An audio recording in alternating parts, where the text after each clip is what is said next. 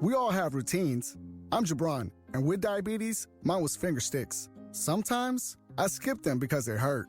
The Freestyle Libre 3CGM changed that. It gives me glucose insights without finger sticks. Learn more at freestylelibre.us. Finger sticks are required if your glucose alarms or readings do not match symptoms, or when you see check blood glucose symbol for the first 12 hours. The views expressed should not be used for medical diagnosis or treatment as a substitute for professional medical advice. Individual circumstances may vary. For prescription only. Safety info found at freestylelibre.us.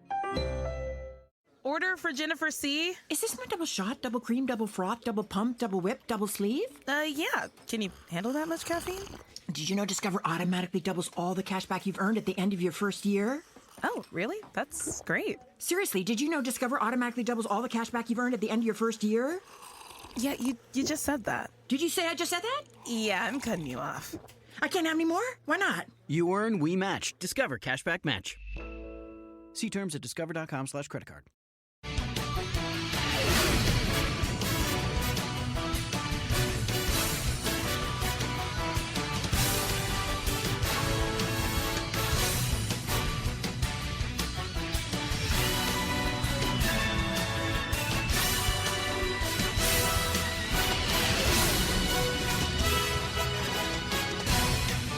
Scott Garrard, Jake Scott, 97.5, the KSL Sports Zone. It is Big 12 Media Day.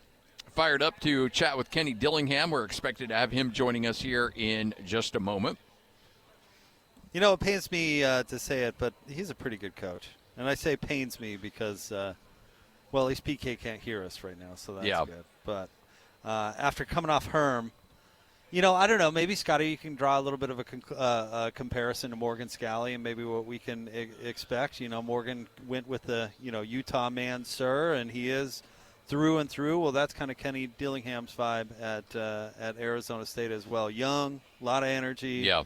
All about where he's at and gets how to sell that program. Well, and the other thing, too, and we've talked to a couple players, and I want to bring it up to him as well, that he has gone out of his way to – not just shy away from the NIL thing, but really embrace it and try to get the community. And I think that resonates with his players because they're like, hey, coach is out there trying to make us some money. And now, granted, it's self-serving for him because he can keep the best players. But I think when you see a coach out there beating the drum of saying we need money, and it's going to these players, I think the players are like, well, coach is trying to help us out too. Need somebody to stroke a check. Yep. I believe was his line. Now, I agree with you, but isn't it kind of sad? Oh, yeah, absolutely. That coaches just have to go used car salesmen. Have to just beg for money. I mean, when Utah was giving away those cars or the trucks, Witt quite literally turned into a used car salesman.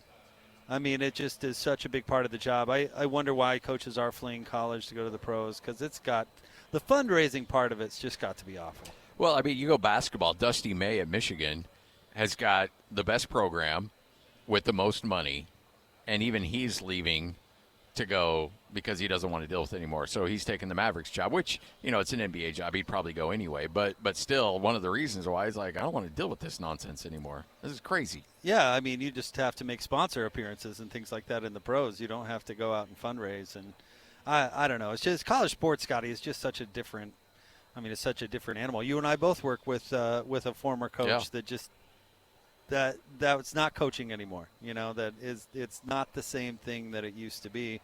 And some people are probably naturals at it. I bet you Morgan turns out to be a better fundraiser than Witt. Oh yeah, for sure. Kenny Dillingham is a great fundraiser. He asked somebody to stroke that check, and guess what? Some rich guy stroked a check for Arizona State football, which is not something that's had a tremendous amount of energy in the past. So I'm actually extremely curious to see what Arizona State does this year because they've obviously got to replace a bunch of talent, an NFL receiver, probably the top-rated transfer quarterback in college football. But yet it's a team that was picked last 2 years ago and then won the league. So, I think I like to call him Dilly Dilly. I think Dilly Dilly is a pretty good coach. Well, and you also look at a team that was so great 2 years ago, and then last year maybe took a step back. Still beat Texas Tech. And but didn't have the year that I think that they wanted or expected to have. Now you come into this season, I know there's a lot of people there thinking, okay, what do you got for us? where are you going to be? And honestly, there's still some question marks with this team, especially at that quarterback spot. Oh, I think there's always going to be question marks because I think Arizona State, as much as I like to tell PK, I think that they're underachievers because they have more advantages than disadvantages. His counter argument is well, it would have worked at some point, and I wonder when Arizona State starts being Arizona State again. PK, remember Scotty when he famously asked Herm Edwards, "What makes you any different?" You remember that? Herm got so bent out of shape. PK sits in front of Herm Edwards. Herm's first year at Arizona State, and he said, I've been watching this program since blah, blah, blah, and they all suck, and nobody's any good, and they're all average. What makes you any different? And I do think Kenny Dillingham is different, but does Arizona State go back to being Arizona State at some point, which is an average. Regress to the mean. Right, Yeah. Not necessarily a conference contending football program, and is this the year for that? I mean, I think it depends in large part on who they decide to replace Leavitt with, right? Yeah. But if Dillingham's the quarterback whisperer, I mean, PK has already mentioned 15 times on this broadcast today that he was responsible for Bo Nix. So if that's true, then I guess he's just got to develop the next guy, right? Well, look, Bo Nix was going to be great regardless. Throw picks? That's Ben's nickname for him. No, we can't give Bo Nix any credit. Christian's probably listening. Hey, no, look, you got me and Christian. I know, but jumping up on the Bo Nix Christian is way more obnoxious than you are, Scotty. 97.5, the KSL Sports There's Zone. The man himself. Joining us now, the head coach at Arizona State, Kenny Dillingham. Coach, how are you? Good. How are y'all? We're doing great. I know this isn't your favorite thing to do in the world, but we appreciate you coming by and talking a little bit about your program. We've had a few of your players on, and one thing that's really resonated with them that they've talked about is the fact that they know that you've got their back in terms of raising money to, for NIL, and they appreciate that. Obviously, that helps out you in talent acquisition and talent retention, but just how important is that to make that statement to your locker room, like, I'm in this with you guys? Yeah, I mean, I'm in it with them. Like, we have one vision. We're one team. We're all in the same boat. We're all rowing together. I'm not in the front. I'm not in the back. I'm just in there. And I think, everybody's got a job to do and a role to do in a team setting, right? My role is not to stand and tell everybody to row. My job is to row with them and teach everybody when to do it. Like, let's do this together. Everybody's got their own skills. Everybody's got their own role. And how do we all do this together? How do we all get the goal accomplished as one? And I think that's what I just try to reiterate in the program is we're all in this together. Coaches, players, everybody involved. We all got to push in the right direction. Your background is in developing quarterbacks, and that's going to be a key once again for you this year. And I'm curious, what is the key to developing a good quarterback? I think you got to understand them as a person. I think you got to understand why do they throw the ball downfield when they shouldn't? Why do they turn it over? Why don't they throw the ball quick game? Why do they like to scramble? I think you got to understand this guy is a perfectionist. If it's not perfect, he's the guy who turns his toothbrush. Well, if it's not the perfect thing that it's exactly right, and he's athletic, he's been making athletic plays his whole life. He's going to play off platform. That's his comfort zone. So I think you got to truly understand who the person is, how they're wired, and then develop a system around the wiring of that person. If that person wants to be in control, he's a control freak, give him control. If that person doesn't want to be in control, call the play. I'm a loose guy anyways. Call a play, and I'll make it right because I play free. Well, then call it like that. So I think you got to truly understand the personality of your guy, what he wants, and then be willing to change your system around what that guy wants to maximize him. Guy walks off the field after throwing an interception. What's the first one or two things you talk to him about or ask him? What did you see is the first thing. Not what I saw. What did you see? And then it depends on who the quarterback is. I mean, some quarterbacks respond to competitiveness, like get into it, and you got to challenge them. Some quarterbacks you don't want to challenge them. That's not their mindset, right? If you challenge them, there'll be conflict that's not productive. So it just depends on who you're coaching. I think, but the first thing I always say is, what do you see? What did you see? What did you see? The second thing is completely based off who I'm coaching. It's how am I going to coach this guy now? Is it going to be tough love? Is it going to be, hey, I know you saw that, but, and I think that's the challenge of coaching is be able to manage that mentality of the player throughout the game. I knew he wasn't going to miss it. He's The throwing Sun on Devil it. himself. The Sun Devil Yes. himself. You know, he was off, and we called him, and then I knew he was going to come running. 2 miles in 21 minutes. Wow. In this well, I grew up in Phoenix. If it ain't in the teens, right, Coach? Go ahead. Go ahead, PK. We were talking quarterbacks. We're pretty much just getting started, so jump in where you want. I don't know if you remember, Coach, but 2 years ago, your first year in the league, when we were doing it at Vegas, Tamaro wanted to introduce you to me because of my connection. And so I was sitting next to the table talking to Whittingham. And I stood up, and so we were right there, you and me. Whittingham's right here. And you said, I want to build a program like him. I don't know if you remember. Oh, yeah. Yeah. And you pointed. I mean, we could touch his shoulder. His back was to us. And so you're on your way.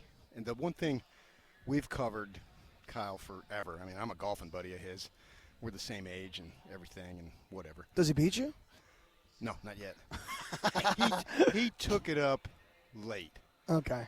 And I was a teen, like 14. It was $150 to play in Canto. And then Bel Air out on 51st and Bell, right? I know you're from the other side of town. But the one thing he did really well was when he was the underdog, overachieve. It was the king of overachieving. You guys were the underdog 2 years ago, big-time overachieving. Last year, I think there were some injuries, there's no question about it. And now this year, you're kind of down a little low, maybe middle of the pack. What do you like as far as expectations and being able to potentially overachieve them? Because, as I say, Whittingham did that for 20 years. Yeah, I mean, I like the underdog mindset. I like, getting it out of the mud. I always want a team that's going to be physical, that's going to be tough. Like, you play us. I mean, like, these guys aren't going to quit. Toughness is one of our pillars of our program, not just physically but mentally. Like, I want people to feel how tough we are, how physical we are, to see us respond to adversity. We didn't do that as good last year as we did in years prior. I still thought we did a good job last year, but not as good. So I want to see our toughness, and I think that's really the key, and that's something that, Coach Whittingham built Utah. Was every time you knew you were going to play, you knew you were going to, you better strap it up, is going to be on. Are you born with toughness, or can you develop it as a coach? I think you can develop it. It's really just what you allow and what your mindset allows. You can develop mental toughness through being challenged, and then obviously physical toughness is the team culture. Like, either you're going to be tough and rise to the team culture, or you're not, and you're never going to play. So I think if your best players are tough, you got to recruit the toughness because you can't obviously convert 50% of your team can't be soft and become tough. You've got to have a nucleus of tough to raise the level of the guys that maybe naturally that's not their game, and then they figure it out and they realize they have to play with that style. So I think once you get that culture going, then it's just about sustaining that culture, and hopefully the root of your team will always have those core values. Is that hard to identify in recruiting? It is. But it is and it isn't. Some guys and then some both ways. It's the guys that are in the middle that you're in the middle on is like he could go either way that you got to be careful. But I think going to that's a great comment. You've got to recruit to your culture. You can't be scared to miss on guys. You can't be scared to say no to talented guys. You got to be willing to say, okay, we could get this guy, but it's not about the guys we don't get. It's about the guys we get. And if all the guys we get are rooted in our type of substance, well, we're probably going to wind up being pretty good. If we take too many chances on guys that are talented but aren't rooted in our substance, there's a chance that, they can divide and they can actually pull away from everybody else's X factor, which is, whether it's your toughness or your intelligence, whatever that you feel is your X factor as a program. So, watching you from afar, obviously you've really leaned into Arizona State, and working with PK, we get a little, inside and notice those things and leaned into the community, and forgive me, ignite the valley? Activate the valley. Activate the valley. Thank you. So sorry. Have you noticed the difference? Like, has it moved the needle with the community in Arizona State and accomplishing what you want to accomplish? Well, we've sold out of I believe our last 9 or 10 home games, right, which didn't happen in years prior. And we're a major city, so we're one of the largest cities in the country, which most of the time large cities don't sell out collegiate games, right? There's usually a correlation there. NFL cities. Right, there's their NFL cities. We've sold out games. We're talked about on the radio as much as any other or most other pro sports teams in the city. We've sold out, or very close to selling out all season tickets this year. Are all premium seats sold out. They're building more premium seats because they need more inventory to sell. So we are creating an environment where this is where you want to be. And in college football, if you don't have a home field advantage, you have no chance to have seasons that you expect, right? Because college football is a drastic change when you have a good home field advantage. You're talking 7 to 10 points with a good home field advantage. So if you can create an unbelievable home field advantage, it's not just something that's fun for your athletic department to collect more money. It produces wins, and that's what we've been trying to create here, is that activating the Valley and getting people involved. I think we've done that. Now we just got to maintain it. Your first question after the U of A game 2 years ago, your first year, what are you going to do next? And you said one word 3 times, fundraise, fundraise, fundraise. And then you went out, and I know you got the practice facility. I've seen the drawings and all that stuff.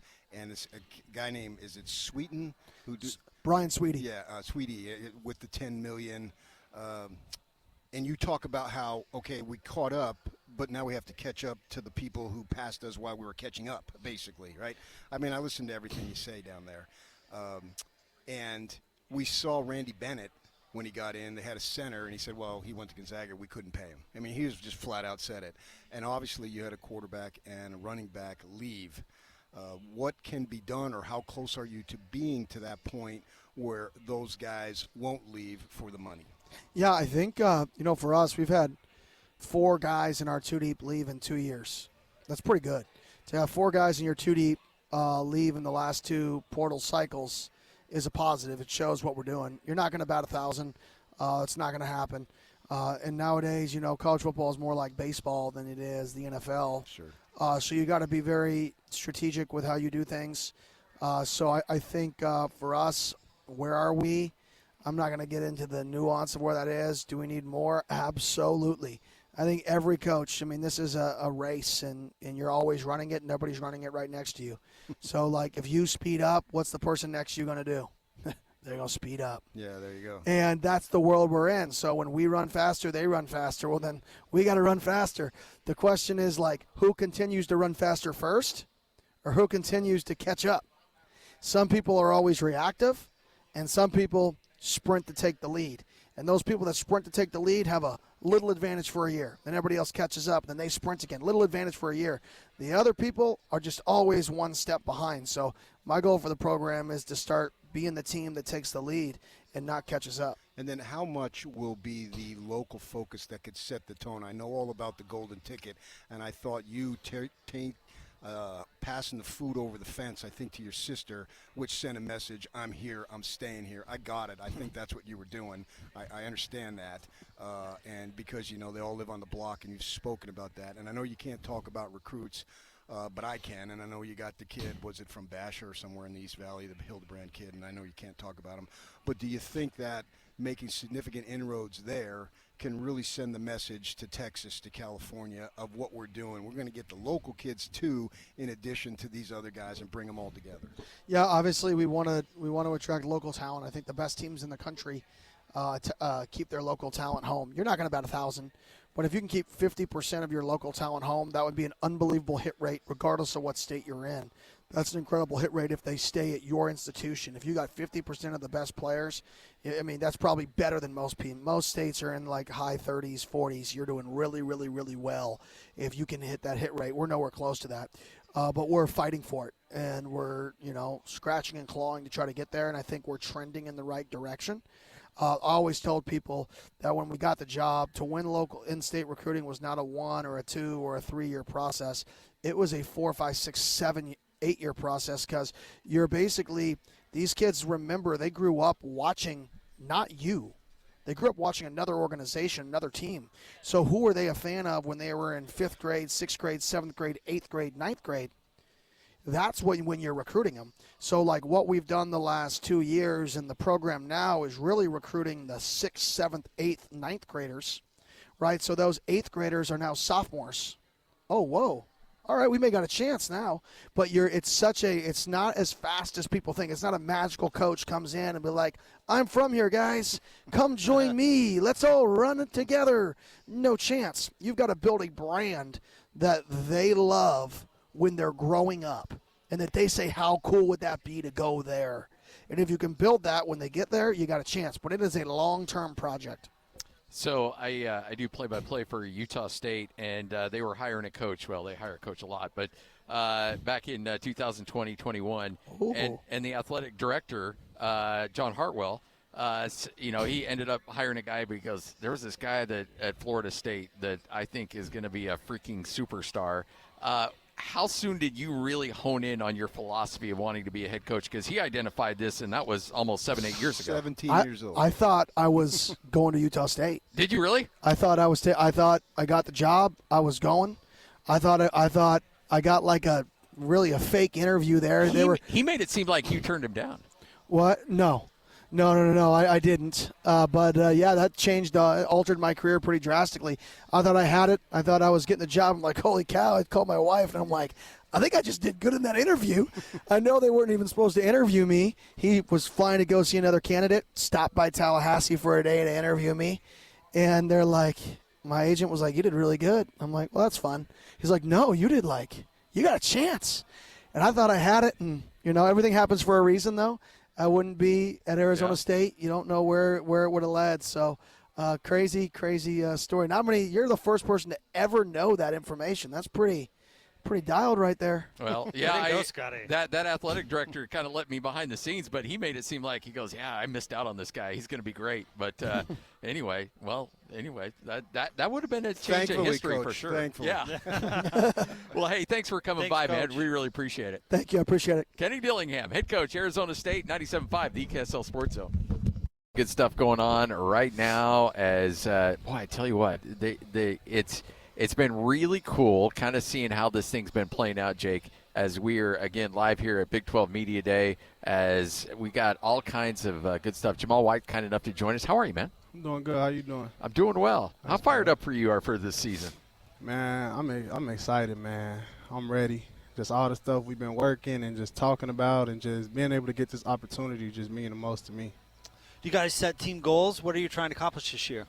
Our main team goal, I really can't share that. Okay. But the gist of it is just to come out and be the same version of us every week. We want to have an identity to where when we play teams, they know what they get when y'all come to Baylor or when Baylor come to y'all. What's Dave Aranda like to play for? One thing I can say, I played for 3 different head coaches. He real different. Like, he his own person, and I like him, you feel me, because when one coach, you would mess up or you would do something, like say you lose your cool or something, one coach might come over there and yell at you and this, that, and the third. Aranda the type, he going to call you in his office the next day, and it's not going to be one of them, hey, this what you did, I don't do it again. It's, okay, what made you feel like that? What could have been different to make you feel a different way? Okay, now, if you was in the same circumstances, how would you react different now that you know that it's wrong? And, like, just having a coach to just teach you how to use your brain, like, instead of telling you how to use your brain, like, that's the most that's the biggest thing I got from him just playing here. Because, I've been around him in different capacities, and he's never high, he's never low, he just stays medium. Mm-hmm. And is that the way he is behind the scenes too? Yeah, he always like that. I mean, I seen him get mad, but even his mad is not even like loud and crazy. It's like, all right, start it over. I don't like what y'all doing. Somebody say something. It's not how it's supposed to be. And he real big on, like, player-led, you feel me? Like, that's one thing he real major on. Like, he want to give us the keys, like, but first you got to earn that trust. Like, you got to earn that will, you feel me, to when he like, okay, if Jamaal supposed to be in, but he helping somebody, you feel me, who losing they cool, he might not be all the way in shape, and he pulling him back together. Coach Aranda cool with that. Like, all right, just make sure you get back in here and get your reps in. Like, so he a cool coach. I like him. You were at South Carolina Marshall before Baylor, right? Mm-hmm. How does the Big 12 compare as a league to those other leagues that you played in? We was just talking about this morning. Like, we're really last night. From what I know, I don't know too much about the Big 12. I watch it a lot. I know it's more open. It's more pass-based, you feel me? But the Sun Belt and the SEC, they kind of the same. It's smash mouth football. They running the ball, RPOs, quick game, you feel me? Like, from, like, how I personally feel, I feel like the Sun Belt would be like a more funner conference to play in just because you don't know what's gonna happen. You don't know what this team finna come out here and do. Like, but when you in the SEC and the Sun Belt, you know they running the ball. like you really got to earn third down. Like, you feel me? Versus here, like, you might get dropped back. You feel me? First, second down. You ain't getting that in the SEC and the Sun Belt. You getting 7-man slide, 8-man slides. So it's like, I don't know. And one thing I picked up, like, the way they look at football is kind of different than how we look at it on the east side of, you feel me, America. Like, here, it's more technical, more big plays. Like, over there, it's just more like smash mouth, okay, 3 yards in the cloud of dust. As long as we stay ahead of the sticks, we good, you feel me? And on defense, it's keep them behind the sticks. But here, they want TFLs. They want sacks, you feel me? They want that everywhere, but here's where you're going to get the 12-sack seasons, the 11-sack seasons. You know, you in the SEC, like, 9 sacks is great. Like, that's great, but you won't get as many opportunities as you do in this conference. Then what attracted you to Baylor then? One, I always liked Baylor as a kid. I grew up watching football. My dad played football. He played for Marshall, so in the house, you know, you got to watch football every Saturday. And when I had first got the call, it was kind of weird because it was like, it's way in Texas. Like, I don't know. But just think about all the history they got, the great players that came through here, and just, you feel me, Coach Aranda, like, being able to play for a championship coach, like, regardless of what he's going through right now, like, that man's a winner at the end of the day, you feel me? Like, it's ups and downs to everything, and just being able to learn from him and seeing, like, what he did to get his guys to be, you feel me, at the best part, the highest point of the season, I was like, yeah, I got to go be a part of that. There's a when you leave Marshall and you tell your old man that, how did that go over? Actually, I'm gonna be honest with you. My pops passed away. Oh, okay. I'm sorry about that. Nah, you okay? But going to Marshall and leaving Marshall was like, leaving Marshall kind of hurt it because it felt like my dad was there with me. Yeah. That was the way I felt for the longest. Like, since my dad passed away, I always felt alone. You feel me? And when I got a chance to go to Marshall and you got people calling your name and people telling you about your dad and just all the stories, like, I remember after good games, you feel me, the crowd screaming my name as I'm walking out the tunnel to leave the stadium, like, all that just, you feel me, I'm going to miss all that, but at the end of the day, I just like to play on the big stage, you feel me, so it hurt a lot, you feel me. I felt like I could have stayed, but then again, it was like, I got to do what's best for me. So maybe getting a little further away to Texas, not a bad thing. How are you liking it so far? I like it. Yeah? I was actually because I was talking, it was between here and Maryland, so my brother go to Maryland, and I was leaning towards Maryland, and that's what my brother just told me. He was like, man, just go. He was like, you don't know what you can learn out there, and at the end of the day, like, how we work as siblings, we get our knowledge and we all bring it together. Like, he was like, go see what you can learn. I'm like, you right. I'm going to go out here, see what I can learn, you feel me? And shoot, it just opened up new doors for my family. Like, we never been in Texas, so now I get to bring my siblings and stuff out here, and they get to do stuff, and we go to Dallas and do all type of stuff. Like, it's just fun. Awesome. The opportunities to play, particularly at a need position, is there for you. Is it something that was attractive? Yeah, it was attractive, but how my mindset was hitting the portal, I played 4-hour last year. I wanted to play for a 3-tech school, and it really didn't matter where I went. I knew the work ethic I was coming in. It's my last season, so anybody would have got this same version of Jamaal, you feel me? So that wasn't really like no big thing, because, you know, in the portal, everybody tell you that. Like, like, nobody's really telling the truth. It just so happened I got here, and it's actually the truth. Like, it was a real needed position. But I like it, though. When I came in, I talked to a few guys, and they told us what they needed out of the transfers, and they told us what they was going to do as the returning players, and they was like, if we all play our part, this can work. They was like, last year our transfers didn't play their part. So it's just really just showing up to the guys who been here for real. How crazy is that, the transfer portal? Like I think people have an idea of what it's like, but when you're in the middle of it and you're getting all these phone calls and all these messages, the DMs are blowing up, what's that like? It's scary, man. My first time hitting the portal, I thought I was going to go to a bigger school. Like, it's two different aspects. Like, you got the players that hit the portal and don't know if they're going to go to a school. Like, I thought I was going to go to a bigger school, and now I'm getting D2s and small schools, and it was kind of like a humbling moment for me in that sense. But the part that the media really pay attention to, which was like my second part, it's real like nerve-wracking. Like I just remember being so frustrated and just having to, it was a lot of times and days where I just had to tell my girl and my kids, like, hey, I just need an hour or two just to think. Like, I got a lot of stuff on my mind, just thinking about the moving part. I got kids, too. I got a son and a daughter, so thinking about how they will fit in out here, you feel me, being away from the family, how much they would be able to go home and see their family and just stuff like that. Like, it's real. You got all the calls from different coaches. You might be on a visit today. A coach, you on a visit here, and the coach is setting up a visit while you here for tomorrow. So it's like it was just a whole lot. But it's fun, though. Like, you get to go places, see stuff you ain't never seen before. You get to hear people lie to you. So, like, I'm sure that never happens. Nobody lies in recruiting, right? Oh, man. You won't believe it. Recruiting and love. Yeah. I don't think I really got lied to this past thing, but coming out of high school, I heard a lot of crazy stuff. I bet. I'm just picturing Jamaal with Bluey on one screen and game film on the other. That's literally how it is. We don't watch Bluey. We watch they got the Spider-Man show. My son, he a big Spider-Man person, so.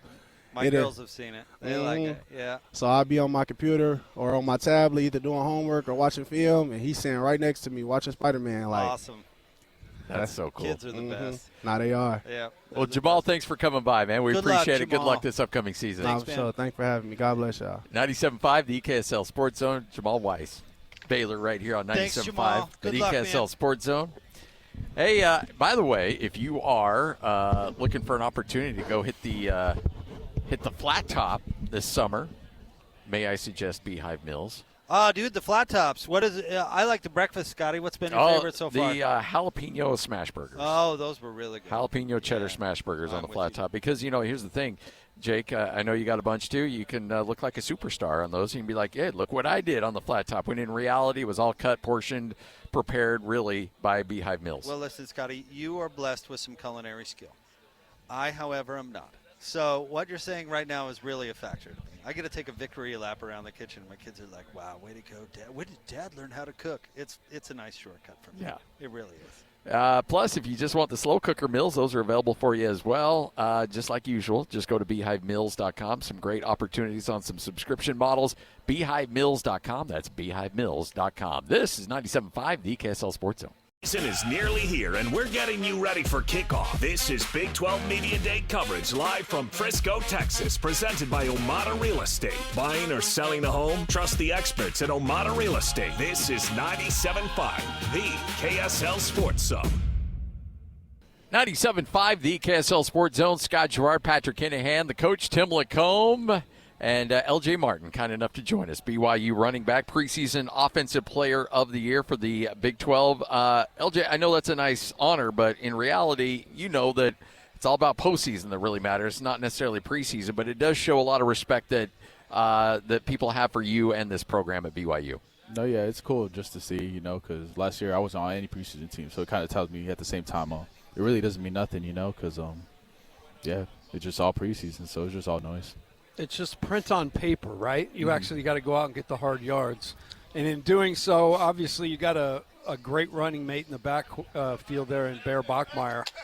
Pretty amazing story, his, but also yours in terms of how you both ended up at BYU, planned on going to Stanford, and that whole thing got blown up. But just talk about his year last year and kind of what you were impressed with for a guy that was doing it for the first time. Yeah, I was really just impressed with his decision-making. He didn't put the ball in Harton's way too many times. And, he was just really solid, just smart decisions, and just never really felt like he was pressing or anything, just kind of let the game flow to him, and he just did really well, to be honest with you. So I didn't think he was going to be that good, but he's a really good player. I think you were a lot of other people. I thought BYU was going to be in trouble at this point, and, man, he evolved. No, yeah. You had the opportunity to go to the NFL, and obviously you decided to come back. So how are you going to balance having a season that is team-oriented, but maybe you need to work on some things to show the NFL people because that's your future? No, yeah. Everything that I need to work on is just going to help the team, right? So, so everything I got to work on is it's part of me being a better football player, so it's really easy. Did you get feedback on that? Yeah. And it was just more like, it was just they're really unsure of my speed. And if I were to test, I think I test really well, but I need a test. And that's part of the reason I came back because I had my shoulder surgery, so I wouldn't have been able to test. So, that was a big part of the reason I came back. And I'm sure your DMs were blowing up too, to stay in college but maybe go somewhere else. What was it about BYU that said not only do I want to come back, but I want to go back there and finish? No, this is the place where I started. So, we got a great O-line. We got all the guys coming back. So it was like, why not come back and, do it here if out of any other place, as well as I just really enjoyed my time here. Just love being here. And, just growing up, you always see guys just finish their whole college career at one place. So it was like, why not just cement my legacy at BYU? How's the receiving core looking? I refuse to say room.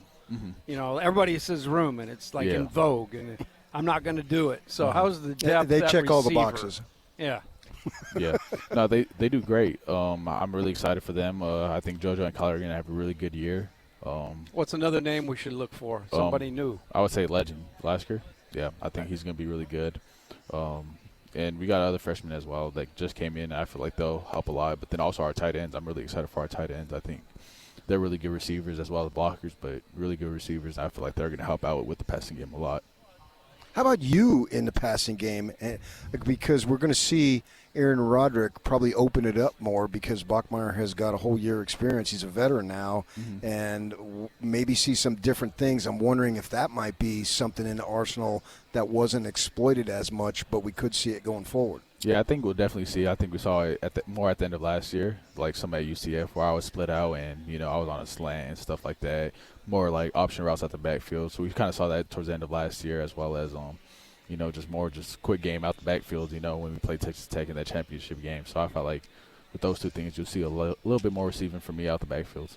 You very wisely credit your offensive line and how good they've been. But we had Bruce Mitchell on, and he said, he makes us look good sometimes because he goes, I've been blown up a couple times, and there's a guy in the backfield. It should be a 2-yard TFL, and LJ's still able to get 5 yards out of it. Just what is it about your relationship with those guys up front that have allowed you guys to be successful, both you helping them and them helping you? No, yeah.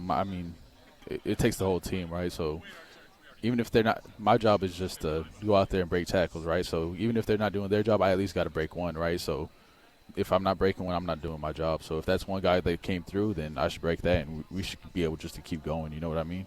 So it's just knowing that they're not always going to be perfect, right, because they're trying their butts off. It's an ugly job, right? Like, no one wants to be out there blocking guys and not scoring touchdowns, right? So just knowing that, and I understand it, so I'm just trying to make their job as easy as possible, just make the right read, just make the right cut, and, not try to get too fancy. I know a lot of guys sometimes they, trying to make the big play, kind of bounce outside, and, it can kind of get frustrating at times because you feel like the guy doesn't trust you to make your block. But with every cut, I'm trusting them. I know that they're going to make their block, and if they don't, then that's my opportunity to make someone miss and then still get more. What's it been like during this time that you've played college football? It's been as wild a time as ever that I can remember. I've been watching college sports forever for all the NIL, and a lot of it's positive, but it's led to a lot of ins and outs in the locker room. And I coached college basketball, and like the locker room's sacred. Like if your locker room's got to be pretty good for you to win. How do you guys keep it tight in there? Because there's some of you have stuck around, but a lot of in and out. Oh, yeah, I think a lot of us are there for the right reasons, if that makes sense. We're all here for a common goal, just to get better, possibly win a championship, right, and just win games. So we all want the best for each other, as well as if we're all here for the right reasons, there's no reason to leave. So, I would say that's what makes it really easy. None of us are really, like, for me, I know me personally, like, I'm not concerned with anything else. I'm just here to win games, and that goes a lot pretty much for most of the guys in the locker room, and those who aren't pretty much end up leaving. So you see it all the time. So that's why I think we're able just to keep it sacred, because everyone who stays for the right reasons, and everyone who leaves is just looking for something else. Looking for something else, and that's why we're able to be so good. I love watching you run because it seems like you're always on balance and you're smooth. It's almost like you glide the way you run. It's a very smooth stroke. How would you describe your running style? Yeah, I would say like it's a balance, right? Because you want to be physical, of course, and then you also want to be able to be agile. So just knowing that it's just using the best of both worlds, because I would say I'm a bigger back, but also I'm able to make people miss. So just using that to my advantage, because people are going to try to come down and thump me. So just knowing that they're going to come down out of control because they feel like they got to hit me really hard. Now I can make them miss. Or if they don't come down hard enough now, and they're waiting, and now I know I could just go and pretty much punish them and just, run them over. So it just makes it easy just having a balance and being able to do both. So when, look, everybody wishes they could play football at your level. Everybody, so a lot of us live vicariously through you. So, in the eyes of a fan or somebody that loves football, what's it like when it's 3rd and 1 or it's goal line and everybody knows where the ball's going and where, and the defensive line, everybody knows that it's probably going to be you to try to get that first down or try to get it into the end zone, and it's just muscle versus muscle. Like what are those moments like as a running back? No, yeah, it's awesome, right? Because that's what I live for, to compete, right? So it's just like the ultimate competitor right there, right? Third and 1, 4th and 1. It's like it's us versus them, Like we got to move people and we just got to get it. So there's times where it opens up greatly and we're just right through. There's other times where it's all clogged up and shoot, you just got to I'm hitting Bruce in the back and I'm just dragging them forward, It's stuff like that. And they're just pushing me. I get hit and I'm in the backfield, but I'll stay up and they're just pushing me forward. So it's stuff like that. And then also there's other times where, I can remember a time last year in the Texas Tech championship game on the first drive, the D tackle slammed someone and he was just right there waiting. I made a jump cut and got there and we got the first down. It was just and it's just awesome, right? Because that's the times you live for. This is the ultimate time where your team needs you to do something and you get the ball and you're I can't go down no matter what. I can't go down, right, because I'm letting all these people down. So I'm just trying to do whatever I can to get that first. And, sometimes it works out. Other times they just get the best of us. But that's competition, It's right? life. So, yeah. LJ, thanks so much, man. Appreciate it. Good luck this upcoming season. Thank you for you guys. LJ Martin right here on 97.5, the KSL Sports Zone. We're live here at Big 12 Media Day, brought to you by Omada Real Estate. Some great conversations had so far, and coming up here in a bit, we also anticipate hearing from the college football playoff executive president, Rich Clark, expected to join us coming up here in about 10 minutes from right now. But one thing, Coach, you shake. We try to shake a lot of these guys' hands. LJ Martin's got massive hands. Hands. We've talked to defensive linemen, offensive linemen, and he's right there with any of them. Man, I'm impressed with just everybody we've talked to. That so thoughtful, and LJ just being able to concisely put it into terms. I just his whole experience is fascinating. A guy who, from this state, was going to go to Stanford and ended up coming to BYU. And then, like I said, so many opportunities probably through that to leave. Everybody, it so easily gets offended in athletics, if they don't necessarily call your number every single time. And and radio, too. Yeah. I like his patience, and I just like the fact that he sees the bigger picture. It's paid off for him. And when I was driving through getting gas one day, and I heard the update that he was coming back, and you can take BYU really serious because I think he's that kind of guy.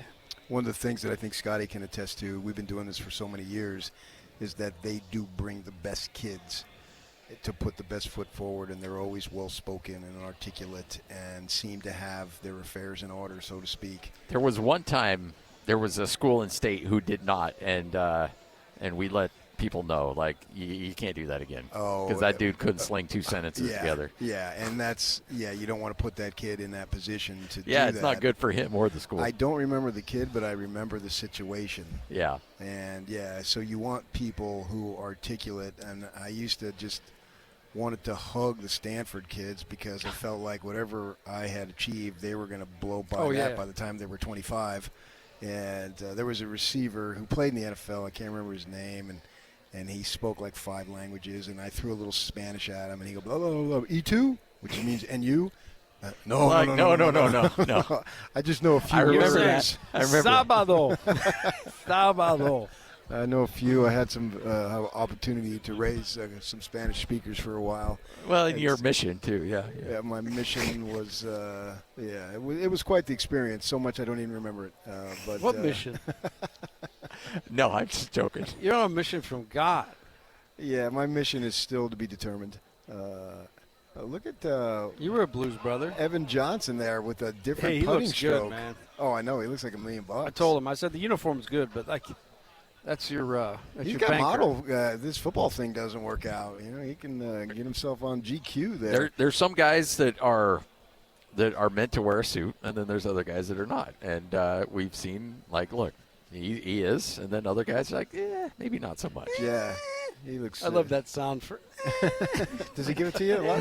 Not no, so all much. of us. I do it too. I like it. So it's just it's really interesting to see what these guys are going to be able to do, how these teams are going to come together. But there's a lot of you get a little feel of a little bit of swagger coming out of BYU right now. Oh, I think you have to have it, and there's no reason why they don't have it because I think it's been earned too. It's not a question of that it's false level of confidence or even if you want to go cockiness. This team has only lost to 3 teams in the last 2 years, and it's hard to win 11 games. Oh, yeah. It just is hard. I don't care what the situation is. I don't really care what league you're in. And they've been able to do it, and they have a number of kids come back. They did not have many defections at all. Coaches get defensive. Dillingham views me as somewhat of an ally. I say you lost your quarterback and your running back. We only lost 2, and we only lost 4 in the 2 deep. Boom, right? Oh yeah. Okay, but you lost the 2 most prominent. What do you want from me? and it's a money issue. So do you have the money? That's what it boils down to, right? But it also is like what LJ said is that you're talking to a kid who is younger but has the experience and the maturity to know the grass is not greener over here for a few more dollars. I got everything I need right here. I'm the guy in the system, the offensive line. I know the coaches, my running back coach, Unga, my quarterback coach, our offensive coordinator, and A-Rod, head coach Sataki. I got everything I need. There's something refreshing about a kid saying, what am I going to go anyplace else for? I got everything I want right here. I think that's great. Yeah. All right, 97.5, the KSL Sports Zone. Rich Clark from the College Football Playoff expected to join us coming up here in a bit. We'll also have more coaches, more players throughout the day right here on 97.5, the KSL Sports Zone. Finding great candidates to hire can be like, well, trying to find a needle in a haystack. Sure, you can post your job to some job board, but then all you can do is hope the right person comes along. Which is why you should try ZipRecruiter for free at ZipRecruiter.com/zip. ZipRecruiter doesn't depend on candidates finding you. It finds them for you. Its powerful technology identifies people with the right experience and actively invites them to apply to your job. You get qualified candidates fast. So while other companies might deliver a lot of hay, ZipRecruiter finds you what you're looking for. The needle in the haystack. See why 4 out of 5 employers who post a job on ZipRecruiter get a quality candidate within the first day. ZipRecruiter, the smartest way to hire. And right now, you can try ZipRecruiter for free. That's right, free at ZipRecruiter.com/zip. That's ZipRecruiter.com/zip. ZipRecruiter.com/zip.